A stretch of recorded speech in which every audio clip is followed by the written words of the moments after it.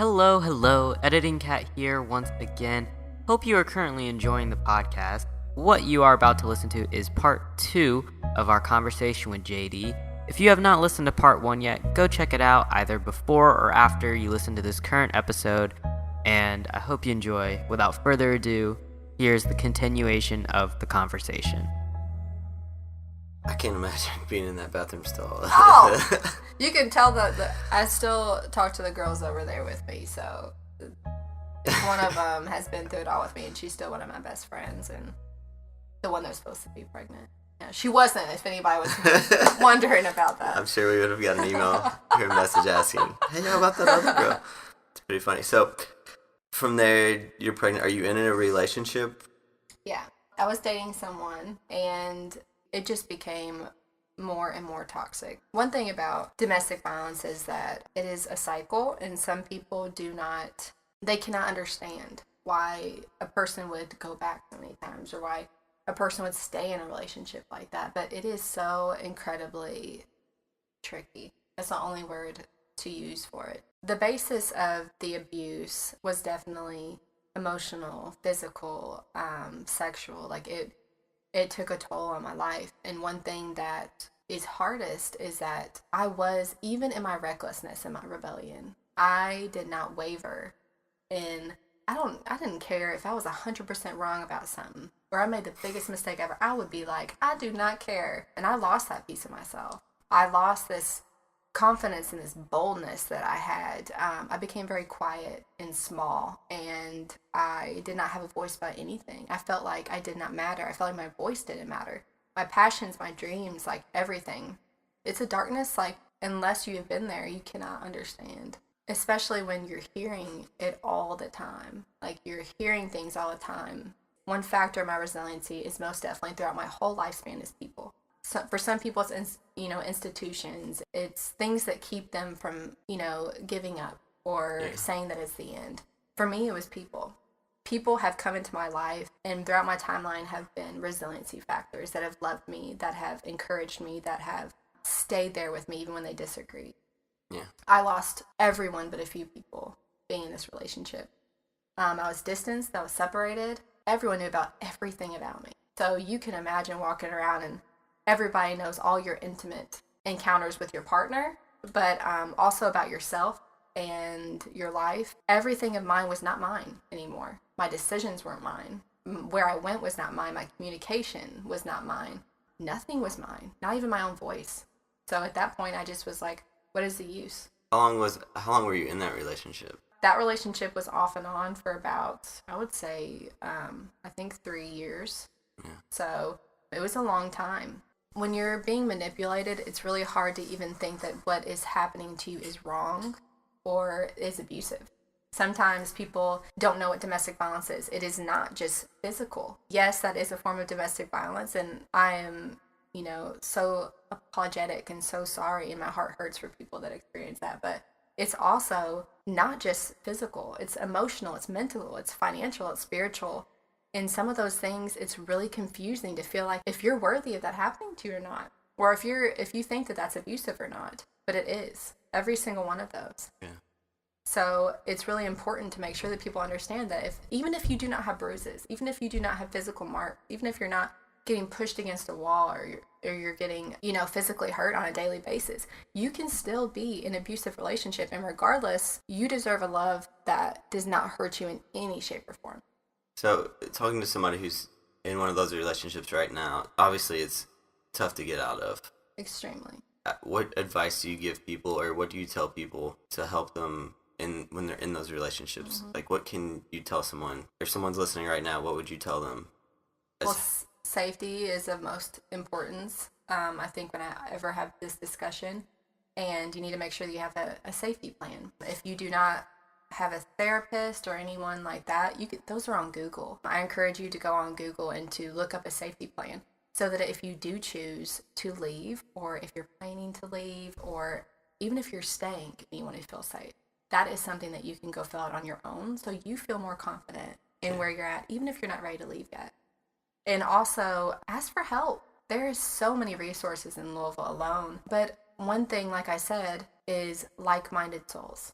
If you reach out. And if someone has been through, there's nothing like looking in the face of someone that has been through what you have.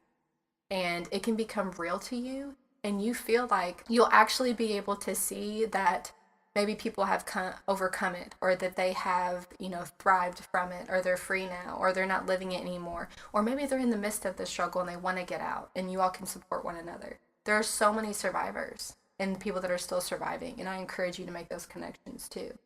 And if you do need anything, we haven't talked about it too much, but the pretty cool movement that Jaydee found, it's called the Soul Grind. So if you ever need someone, then you can just Facebook that and type in the Soul Grind. She'll pop up. She's more than happy to talk to you. She loves people, so that's pretty cool. I do love people.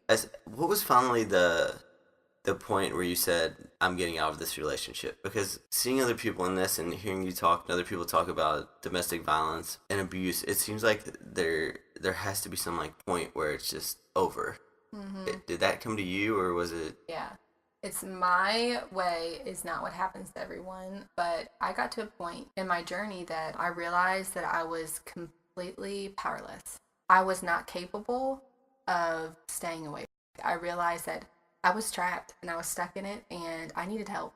So I just fell on my knees one night, I remember, and I just was like, I need something. Like, God, give me something. Like, normally you rattle me up, where's it at? And I just was like, I need a sign. I need something, because I can't do it by myself. And I friggin' surrendered. So many times I had pleaded with him, but I wasn't genuine. I mean, I knew. I was like, I'm going to go back, or it always comes back around. And I'd shame myself. And I lived in this place where I didn't even like. I knew that I was getting torn down all the time. And that became what I felt like all the time. And I just began to just live in that. So it's kind of where I rested. But one night after that, I had a dream that night. And it was the most real and raw dream I've ever had. I can remember it verbatim right now. And I woke up that morning. I never went back. It's amazing. Yeah. To see where you are now from there, it's really kind of amazing, and how all those things in your background have got you to where you are today. So if you are going through those situations right now, just look at Jaydee as an example. You can get out of it and get in the confidence to go. If you do need help, or if you're unsure about yourself or the things you're feeling, like I said, feel free to reach out to her, because she does this on the daily, and it's pretty amazing. So go ahead and talk a little bit about, obviously that relationship's ended. I'm not sure the whole timeline, but you've either got a baby on the way or a baby's here. So what happened from there? Yeah, little man came. I decided to move back home. I was still in the relationship. I wanted to actually kind of bring my family back together, because at this point I'd lost my friends. I'd lost everything.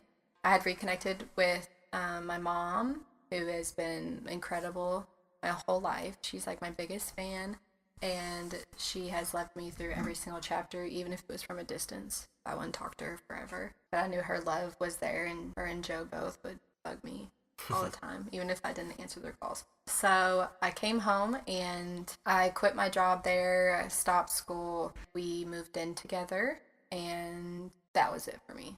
I was living in dark, but it was a bigger darkness than I thought. At this point, obviously, I'm sober. I'm sober-minded. I have this new passion, this new love for this human that's inside of me, and I saw things completely different.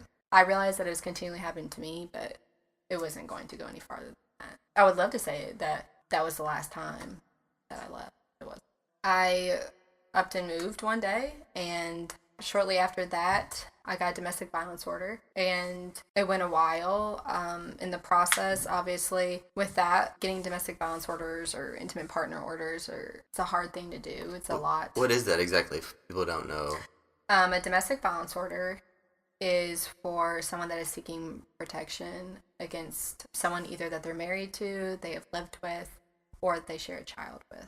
So those are the parameters for a domestic violence order. An intimate partner order means that pretty much the intimate partner order came into existence so that people that do not have those prime components can also get protection, because they're worthy of protection. Yeah, I mean, it's just, yeah.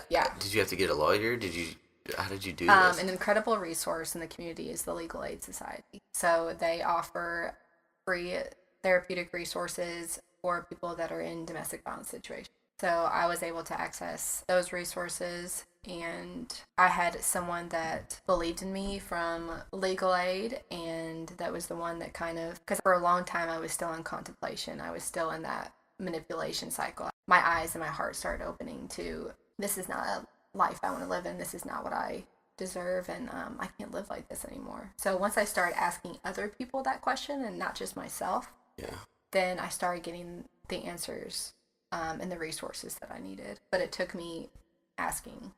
Yeah, if we're in Louisville, Kentucky, obviously the legal aid's here. Yes. Is that right? Yeah, but even if you're in another city and you need help, you can reach them, and I'm sure they can direct you places in other states, other cities too. And I'm sure there's other places like that. If not, like I said, you can always hit up Jaydee at the Soul Ground too. From there. So the little man, I guess, came along a little bit after that. Yeah, and then I wanted to pursue. At this point, I was a completely different woman. So I had my passion back. I was starting, after leaving for a short time, I was starting to get my voice back and my determination, and slowly that was happening. But I wanted to go back to school. So I started JCTC for a short period of time and just eased my way in, because, as you know, like, I'm not good with school. I hate it. I need a lot of support in that. I started back there, and then I found out about the Family Scholarhouse program. At that point, there was no possible way financially that I was going to be able to go to school full time and work and do childcare expenses and be able to spend time with my son. So it just wasn't feasible, and I knew that I needed to get my degree now. Like, I knew that I needed to be out in the field. I knew that I needed to pursue social work, and that that's where my heart was. So I started there. It took me a while to get into the Family Scholarhouse, but when I walked in the doors of the Family Scholarhouse for orientation, I felt like I no longer was a stigma, which I think a stigma has kind of followed me my whole life, and labels and stigmas. But when I walked into those doors, I felt like not just people were staring that I didn't have a ring on my finger, or that I was a young mom, and of course all the generalizations that come with being a young mother. And they literally looked at me, and it wasn't a no for me anymore. Like, Family Scholarhouse was my yes, and I needed a yes so badly in my life. I needed safety, I needed a place for us to live, I needed to be able to pursue my education full time. I began the Family Scholarhouse program. And talk a little bit about the program, and for those who don't know what it is, just tell them just a brief. Okay. This is what it is. So Family Scholarhouse program is education focused, but it also has a housing component as well. So it's for single parent families, and soon it will be for youth that have aged out of foster care, and you just need to be a full-time student, have custody of your child, and you need to maintain a 2.0 GPA, as well as meet with your academic advisor, your family support service advocate, and pretty much just chase after your dreams. So it's a place to go to where you feel safe, a place to live, and then as long as you're keeping up with your studies like you're supposed to be doing, they'll keep you there and support you all the way through. Oh yeah, we're a family. It's an amazing resource. Jaydee is now employed by Family Scholarhouse, which I guess will be the next step, but we'll go back to your story. You've got a place to live now. Yeah, so we have a brand new chapter of our life, our first home by ourselves. So I started JCTC. We lived there for 2.5 years. I got into the Kent School of Social Work. I was the dorky person that literally took a picture of the t-shirt and the ID and was like, yes! School to me had become something so different than it was when I was in high school. Sitting in that seat was so empowering and powerful to me. Like, I deserved that seat. I worked freaking hard for that seat. And I love sitting there and learning. And I think that is my education was a prime piece also to getting me fully to be out of the relationship too, because I was learning. I was coping and all of that stuff. I graduated soon after with my bachelor's in social work. We transitioned out of housing from Family Scholarhouse. And after that, we moved. And then I decided, I know it's a shock still to everyone, but I decided to pursue even higher education. So I applied for the 1-year advanced standing program at the Kent School of Social Work at University of Louisville, and I got in. I did the 1-year advanced standing program, and I graduated my Master's of Science in Social Work last June. Awesome. And Family Scholarhouse actually let me take a different seat in the organization. I was an intern.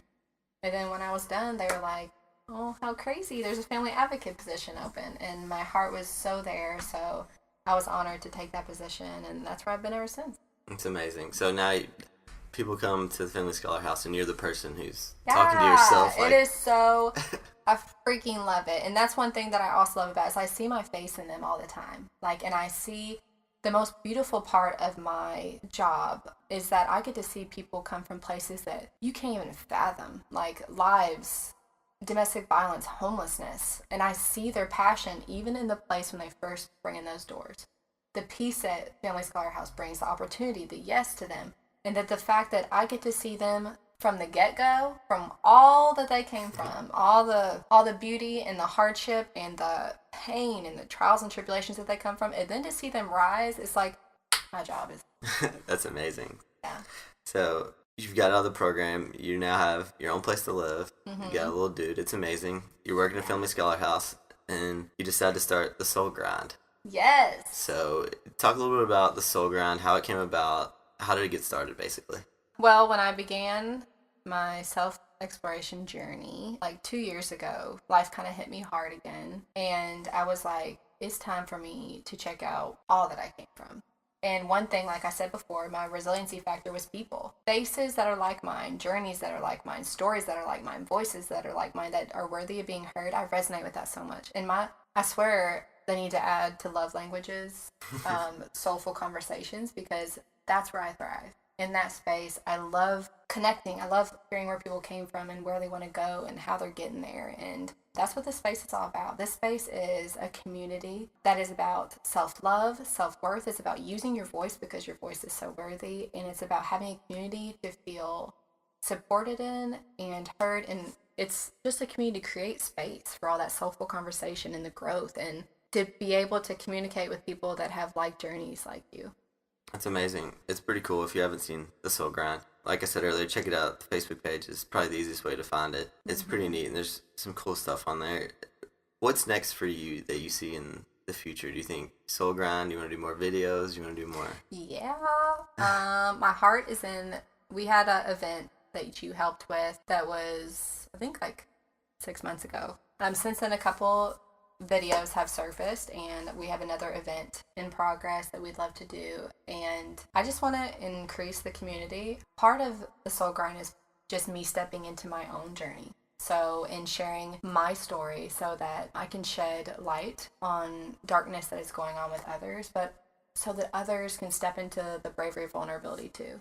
I think, and to be honest, that's why we started this podcast, was because of that. It's so important. There's so many people out there who are going through so many things that don't think that there's other people out there like them or going through the same things, and they don't know how to get out of that situation or what step to take next. And especially when it comes to sexual assault, domestic violence, a lot of that is just awareness of the problem.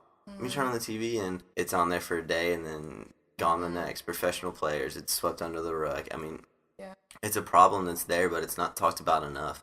And I think what you're doing is so powerful.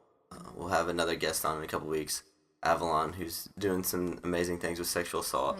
Alex coming out telling his story is just, it's bringing more awareness, and you said it perfectly, shining light where there's darkness right now. And the more light we get shed on this darkness, the easier it's going to be to not only tackle this problem, but to get support behind it and get the resources that we need to go. Well, and the more voices that we hear that overcome the silence. I think the silence is huge too. People don't want to talk about it. Like, as some people say, it's not sexy conversation. Like, it's not something people want to bring up. Bullshit. Yeah. It really is. And you know what? That's where the growth happens. That's where the beauty happens. That's where the healing happens. That's where connection happens, is when we choose to step into our stories. So, yeah.